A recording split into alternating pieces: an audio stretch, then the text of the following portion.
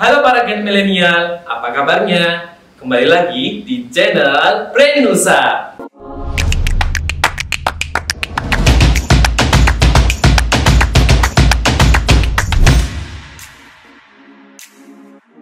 Kalau kamu mendengar kata teknologi, apa yang kalian pikirkan?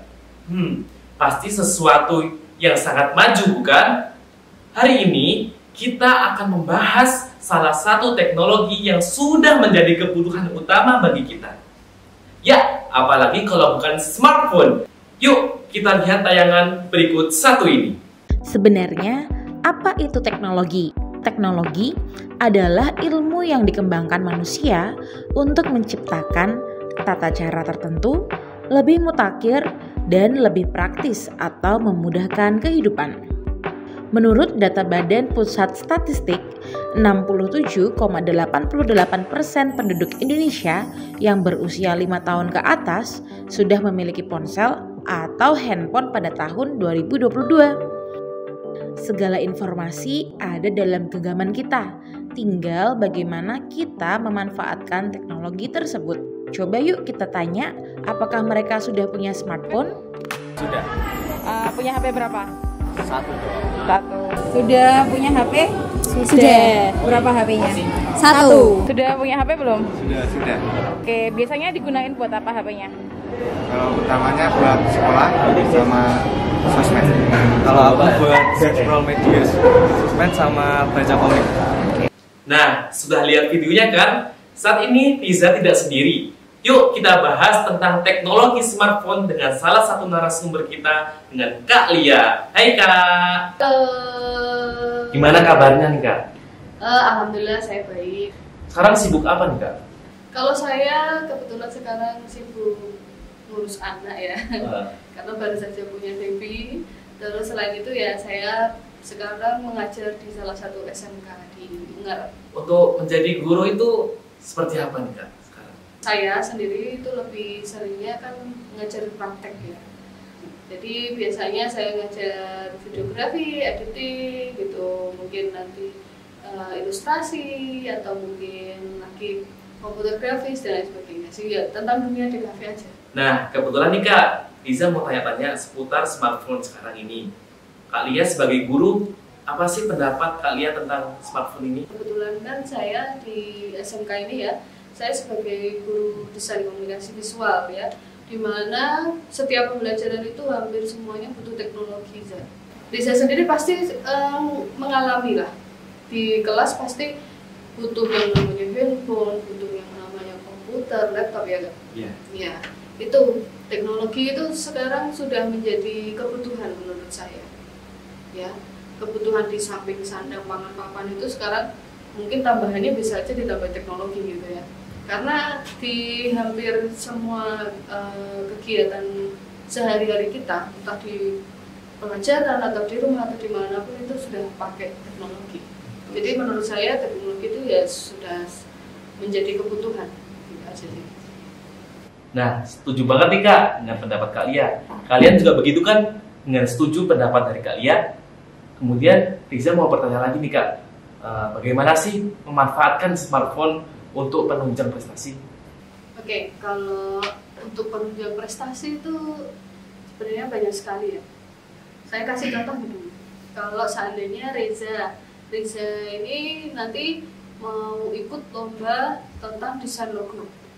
Padahal Riza bisanya desain pakai CorelDRAW.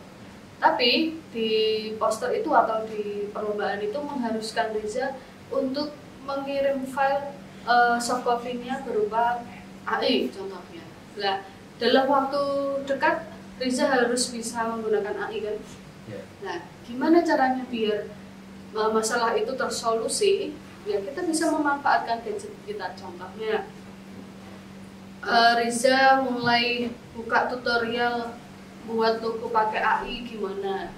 Terus mungkin nanti untuk pengembangan logonya itu, terus mungkin dianimasikannya butuh aplikasi apalagi itu kan kita bisa cari tutorialnya, ya kan? Bisa install aplikasinya juga lewat smartphone kita gitu. Bahkan sekarang kita sudah gampang nih cari tipe tipografi ya atau font gitu di banyak platform menyediakan. Dengan mudahnya kita cari kebutuhan font untuk logo mungkin atau untuk poster atau kebutuhan desain yang lainnya, itu di platform tinggal kita download terus kita install, itu kita sudah bisa pakai seketika itu juga gitu sih. Untuk berapa lama durasi anak tuh bisa memegang smartphone-nya ataupun handphone-nya ketika jam kerja istilahnya ya, jam belajarnya itu? Menurut dokter anak yaitu Zakaria Mukala itu beliau menganjurkan anak di umur 0 sampai 2 tahun itu tidak dianjurkan. Kalau seandainya untuk anak usia 3 sampai 6 tahun itu sudah mulai diperbolehkan, tapi tidak boleh sering, tidak boleh lebih dari 1 jam. Itu pun harus pendampingan dari orang tua. Usia SD ya atau sudah mulai sekolah itu dianjurkan untuk menggunakannya tidak lebih dari 1,5 jam. Dan SMP sampai seterusnya atau SMP sampai SMA untuk penggunaan gadgetnya akan lebih baik di sekitar 2 jam, tidak lebih dari itu. Tapi kalau sekarang kan memang tidak mungkin ya, apalagi sekarang kita pendidikan hampir semua materi bisa pakai teknologi kan. Nah, untuk kasus seperti ini itu istilahnya dapat toleransi, tapi tidak untuk terus menjadi kecanduan gitu. Jadi seandainya seketika dibutuhkan, oke, kita pakai nggak masalah, karena memang itu fasilitas ya, fasilitas yang sudah kita dapatkan saat ini gitu. Tapi kalau seandainya terus-terusan nih, habis pelajaran, istirahat, main game, ya kan, masih WhatsAppan, masih apa, itu kalau bisa dihindari. Yang penting kita tuh bisa memanage waktu aja ya Kak, kalau menggunakan gadget gitu ya Kak. Kemudian tips and trick agar bisa memanfaatkannya itu gimana? Kalau dari saya sendiri sih yang pertama, yang pasti jangan pernah meninggalkan atau kalian memutus tentang teknologi ini sendiri. Jadi kita harus mengikuti terus, kita harus update istilahnya ya. Kita juga sebagai pengguna harus update, karena tidak mungkin kalau seandainya contoh teknologinya sudah sampai mana kita masih stuck di sini kan, kita juga nanti yang ketinggalan sendiri gitu. Selain itu saya sih pengen, dan saya sering sih ngasih inovasi atau masukan ke siswa ya terkhususnya, buatlah inovasi baru apapun. Contoh kalau di DKV banyak sekali ya bidangnya.